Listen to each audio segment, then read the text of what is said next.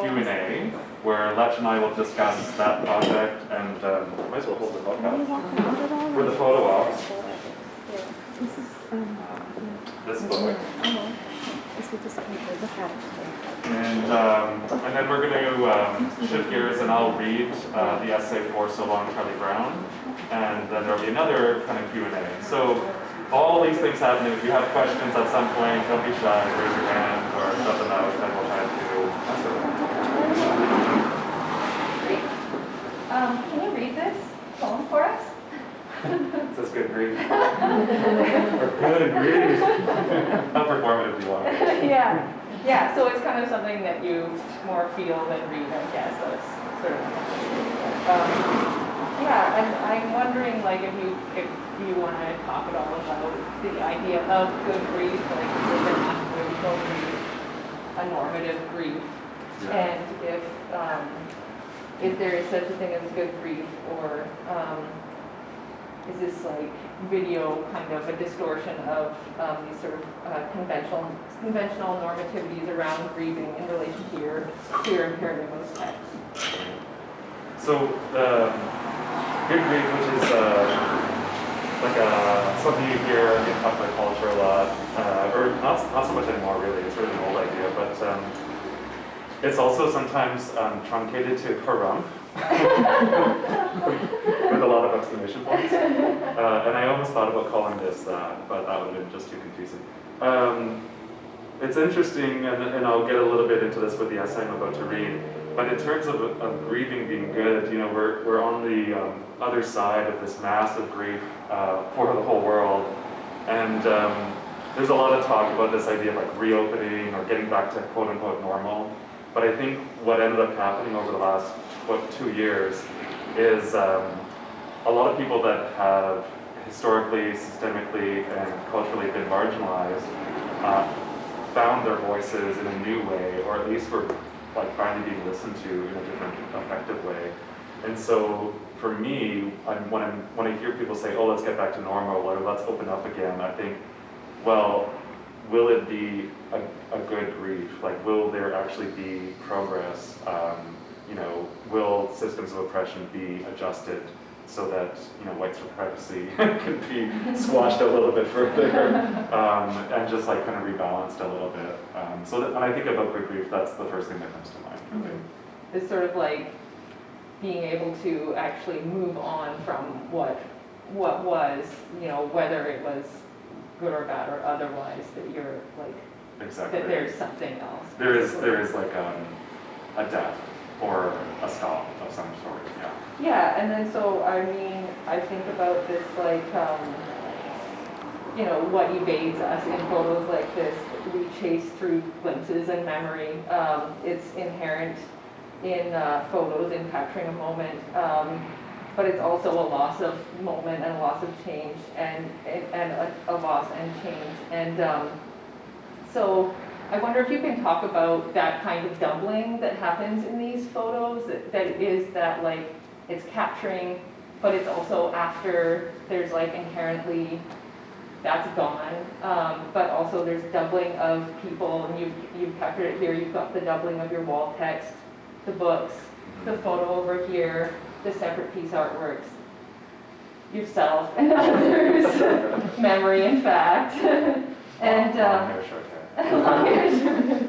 Yeah, I was thinking about doubling with your work, and yeah, it's obviously inherently there, but Yeah, well, I like that read for sure, and I go into it in the video where, you know, that first image was those two older gentlemen in the Art Gallery of Ontario, and I don't know what was happening. Well, I guess I had to figure it out 4 years later, but you know, I was so struck by these two men and how they were totally anonymous, so you could actually project like all of your fantasies onto them, or all of your hopes and dreams and everything else. Also all of your despair. And so, yeah, I was hanging out in my summer house in Winnipeg, just like scrolling Instagram and screen capturing these things over and over and over again. And like I say in the video and the text, once you start looking for something, it's all you can see. Yeah. So the doubling, I wasn't too sure what I was after necessarily, And then it ended up being this very profound thing where I was trying to capture what I was actually giving up or letting go of with my partner. And but this kind of doubling of the words, or this mishmash of the words, I also think of this as a concrete poem. And you know, even though I function primarily and professionally through art galleries, visual art galleries, I'm first and foremost a writer and a poet, and so it's so fun to think of different ways of like putting words on the wall for me. And I'm happy to have like some designers that I've worked with here, like Aaron and Jordan. They've helped me do these kind of things in different ways over the last couple of years, so that's nice. Yeah. Well, I was thinking about when I was, you know, getting ready for this, I was thinking about your work and this sort of like faceless vagueness and impossibility to know a relationship or closeness and proximity being the only metric that you're understanding from the outside when you look at these photos. It's just the simplicity of their closeness, right? But it is faceless. And then on the way here, I was actually listening to this woman talking about she's blind, and talking about this sort of cultural myth of the blind, this cultural construct of blindness where people believe that feeling of the face is a way of understanding someone. Right, yeah. And how she was saying that, you know, that it's a belief of the sighted that knowing the face is knowing a person. And how other ways of knowing and experiencing others are just so much more important than that, and we experience them, but we don't think about them in that way because we privilege the face so much. So I was thinking about that with all of your photos being turned away, and then your photo of your mother's clouds there. Did you want to talk about that photo? I will in a bit. Oh, I see. Okay, yeah. So the facelessness, really, I feel like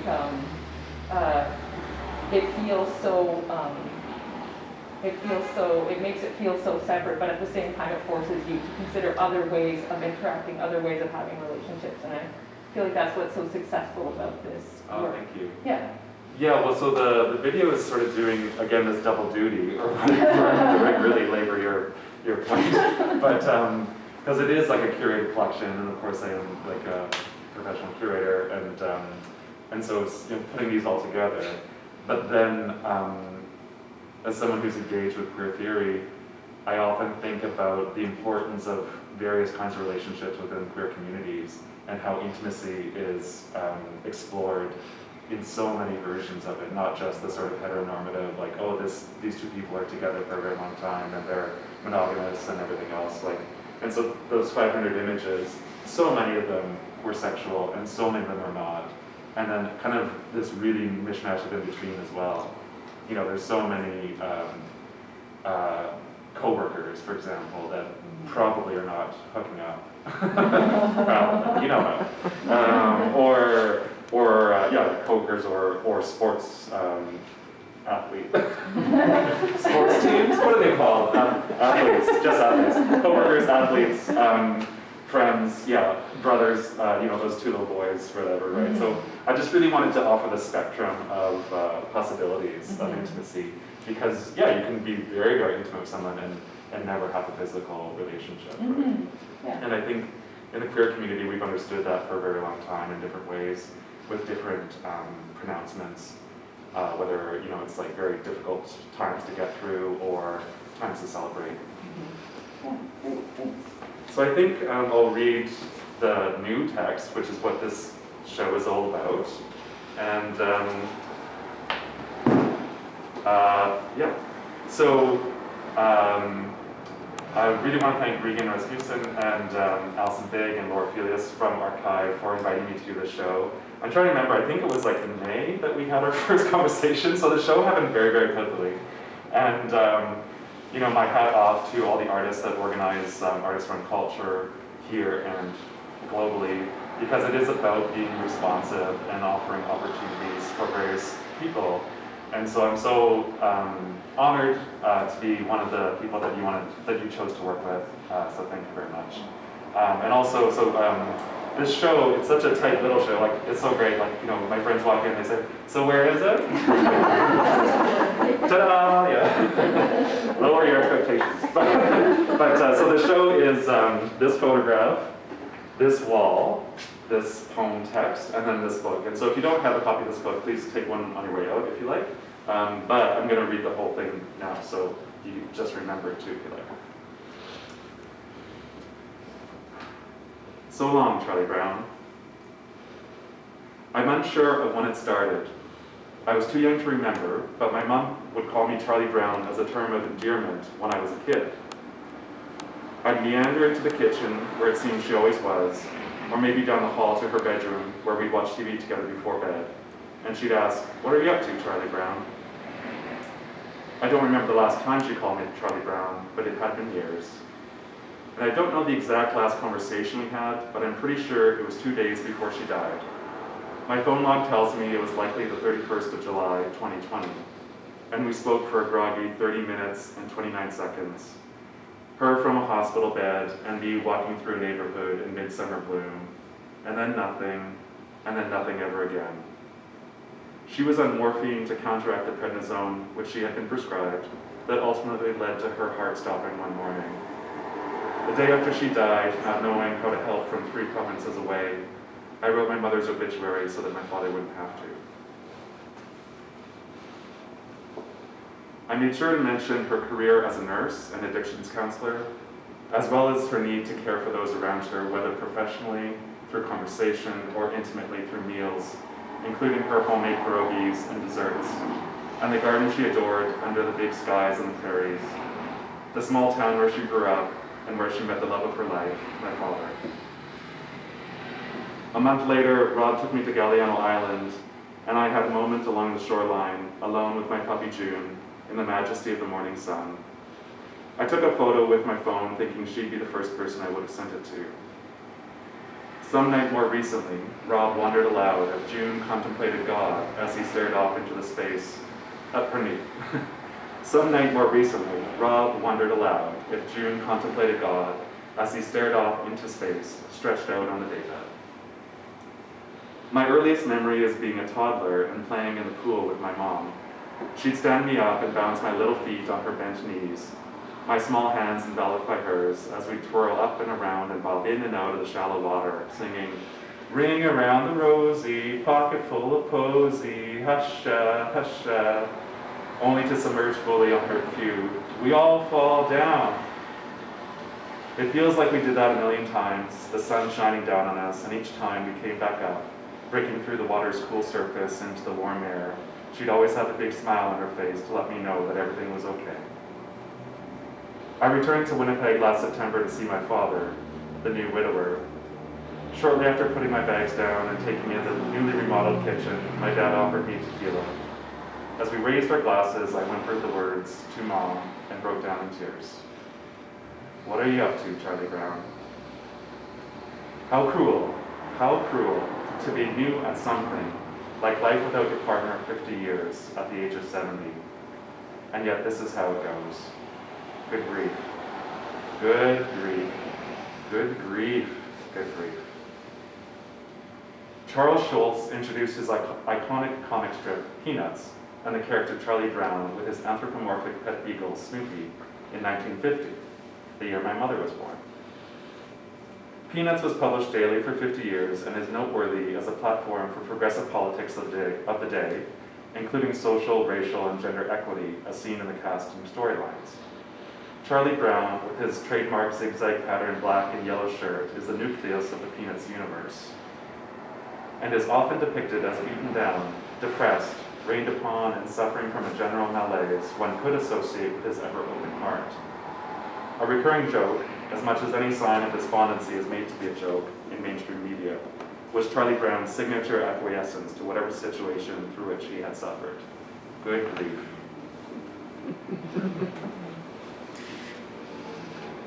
Another uncertainty is when I came into possession of a Polaroid that I believe was taken by my mother. It's an out-of-focus photograph of a blue sky with lots of clouds and no discerning markers. In some roundabout way, I suppose this is the view Snoopy had atop his doghouse, supine as he so often was, looking skyward as Charlie Brown struggled to get a kite off the ground.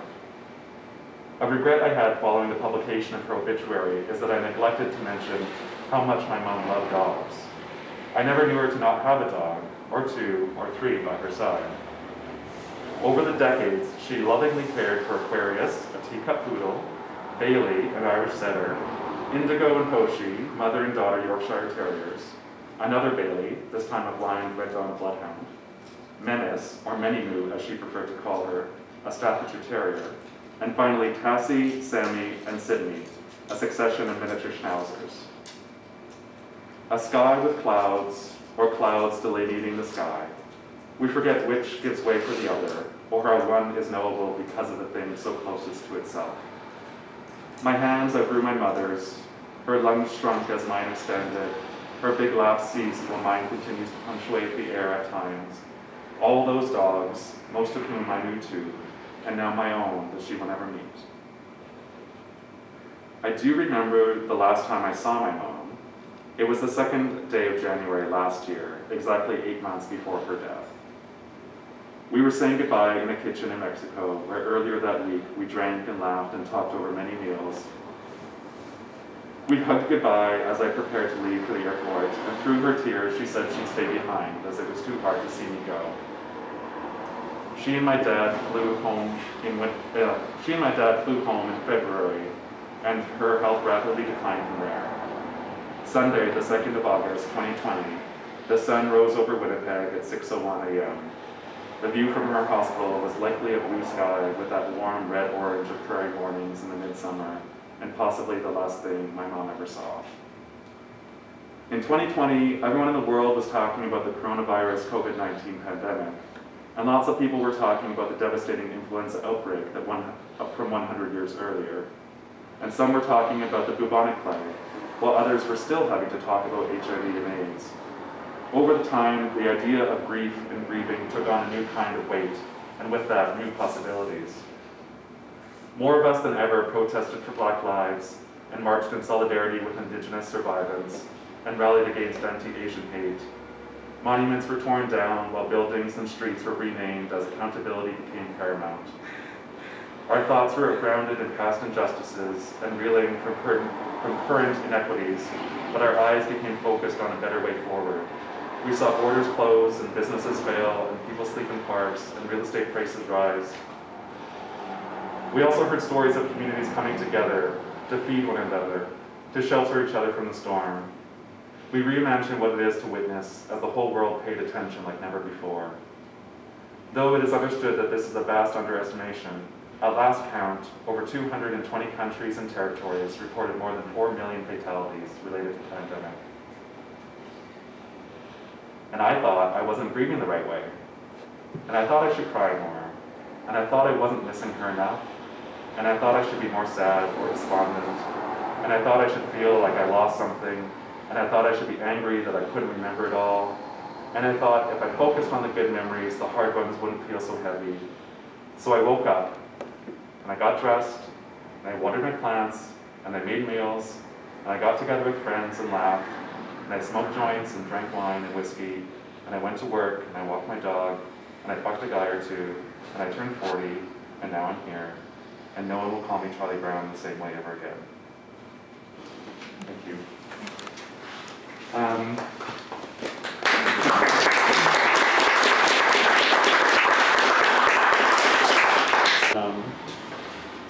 I think Ledge has more questions. And then there will be Prosecco. What's this feel? Are you sure you? Yeah. So, thanks taking for reading. So Judith Butler says that we grieve what we know. Yeah. And you mentioned it at the end there, that you're specifically saying goodbye to being your parents' son. And so I'm wondering if you can just talk about that. It seems like such a subtle difference, but it's Yeah, it was something that I kind of came into acknowledging through the process of making the show and writing an essay and publishing the book, this yellow book, where I think shorthand, I may have been telling people, or people have just maybe been projecting the idea that the show was like a memorial and saying goodbye to my mom. And actually it was not unrelated, but it was that other direction of like saying goodbye to being her son, or you know, saying goodbye to that relationship. Yeah. And that, I suppose, like, in this wonderful piece of writing that you make for this, you do a lot of like listing, and there's narrative, and then you kind of roll it into the entirety of the world, and this sort of ocean of grief that's, you know, always happening within the world. And I mean, like, and in this similarly with the video as well, I wonder, like, did that form of grieving, I suppose, like, help you feel more like you more connected with is a sort of form of grieving? Like, what step basically is this piece of writing? Oh, great! What a in Elizabeth Kubler-Ross's. Yeah, the only part about grief, those steps of grief that I have a problem with is I think it's negotiating. That's one, right? I never bargaining. Or bargaining, bargaining. Yeah, I never really got into that idea of bargaining. You're just accepting. Yeah, you just, you know, if you can't change something, you just have to live it. So. And acceptance is such a sort of long, drawn out, a kind of lifelong process, right? Right. Do you see this as like an ongoing project? I hope not. Again, because of like, you know, being a gallery professional or whatever, I'm always looking for different opportunities to do new shows, but also to kind of roll, as an artist, to roll one project into another. And I really love how tight this little installation is, and I often think, or I've had the chance to think in this last month, that it would make a nice, you know, part of a group show that someone else will curate. Or, you know, it's mutable. So in that way, you know, it's not over, but it's not as though I want to, you know, keep this afloat in order to keep talking about or preserving a memory or something like that. It's much more about just putting it out there more and distribution. Yeah. Distribution of ideas. This photo that your mom took of the clouds, and then so it's you holding the photo in front of your face. Yeah. And I think that's so incredible, and it reminded me of this. Maybe you know this, or I'm sorry, I'm bringing out all the big guns here, that what Roland Barthes talking about his experience of viewing the photo of Napoleon's youngest brother, and he says, I realized with an amazement that I have not been able to lessen since I'm looking at the eyes that look at the emperor. And you know, you talked about this photo as looking through your mother's eyes, looking through a woman's eyes. And I just wonder if you can sort of talk about, you know, the fact that, again, there's not a face here. Yeah. It is clouds. It's a representation, which is wonderful, but can you sort of talk about that? Yeah, you know, I'm so slow to understand what it is I'm doing most of the time. Like, I'm just so intuitive that, and again, I said in the video where it took me 4 years to figure out why I was collecting all those images, even though like it only took me 2 years to leave that relationship. And so I wrote that essay after the fact, after all the images were collected and after the relationship had been finished. So, you know, and that photo of me holding the photo has been my Gmail icon for like ever, like for 10 plus years. So I've always had it, and or, you know, lived with it, shown it. I also included it as a book plate in another anthology that I was part of, and so I really like that image. And it was funny when this show came together and I was writing the essay, and I thought, oh, you know, that photo maybe is going to make an appearance. And then I can't find the actual Polaroid anymore. It's in my stuff somewhere, but moving, you know, throws things into discombobulation. So, but luckily I had the photo, the Gmail icon photo, so I sent that to the printer, and I was like, is this even big enough to print? And I had them print it so that the Polaroid is life size. So it just happens to be an 8x10. I mean, when you, like, it's incredible how all of the works really I would say like they swim together. It's a Or drown together. good way of putting it, like they, I don't know, dovetail, like, so when you talk about bookending these projects, you know, it's kind of incredible how many different applications of these ideas you're able to, I guess, unconsciously sort of like continually pull together. You said in your essay that your mom is the first person you would have sent the photo of you to, and I wondered what your mom would think about this show. Oh, she would just be like crying the whole time. Oh, that's so sweet. Yeah, she was a huge supporter of me and everything I wanted to do, and yeah, she was often very outwardly proud. So that was, she would have loved the show.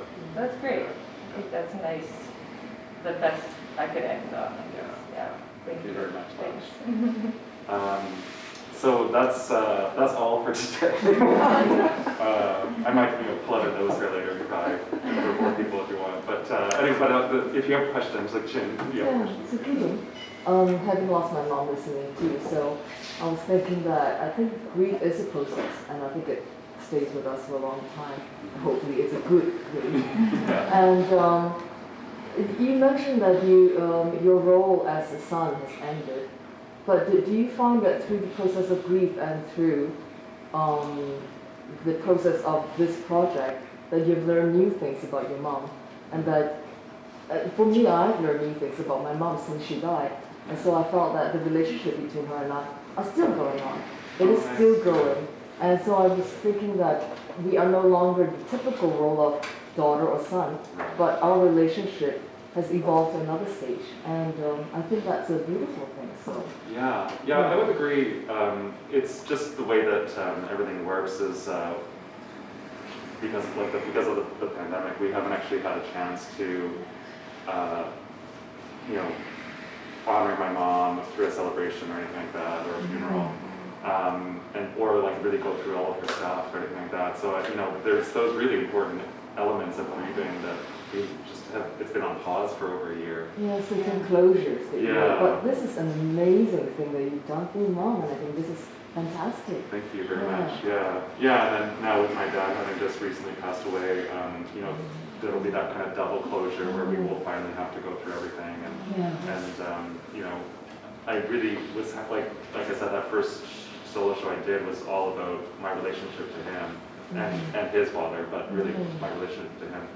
And so it's kind of nice to have this sort of swirling bookend again in another way, or two sides of that coin to make a show for her. Yeah.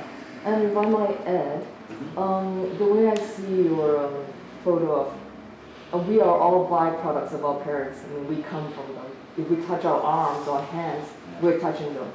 Yeah. And so I was thinking that you are in some ways honoring your mom by having her perspective on above.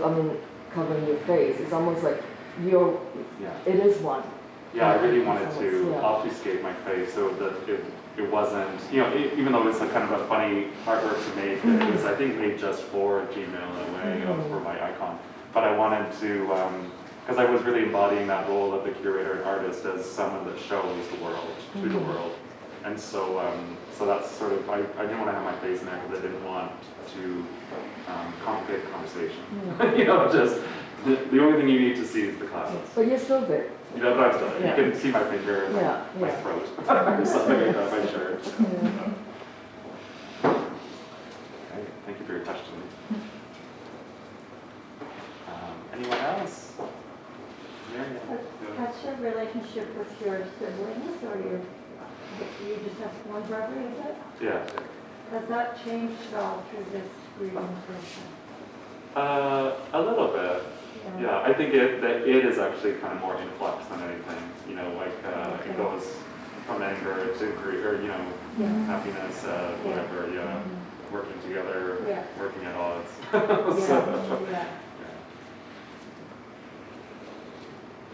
right. Well, I really encourage you all to take a look at this book. This is the sort of show copy, and then there's other ones for sale. And Linda Gammon, who just stepped out because there were too many people in here, she's taking e-transfers. If you're interested in taking one home, you can just take it home and transfer the money later. They retail for $125. There are only 26 copies, and they're all signed and lettered. But Linda says that there's a special price today that's $100. So yeah, just see me if you're interested, but I'll put this on the plinth back here. And yeah, just thank you all for coming, and thank you, Lech, for coming from Saskatchewan to do this. And Lech also was the editor of the So Long Charlie Brown essay, and was very instrumental in making it a lot better than it was initially. And then Jordan Ma did the layout and design for the book, which I am so happy with. So please, if you don't have a copy of this, take this for free. And there's some more on the wall over there. Oh, yeah, I mean, what, you can She is, yeah.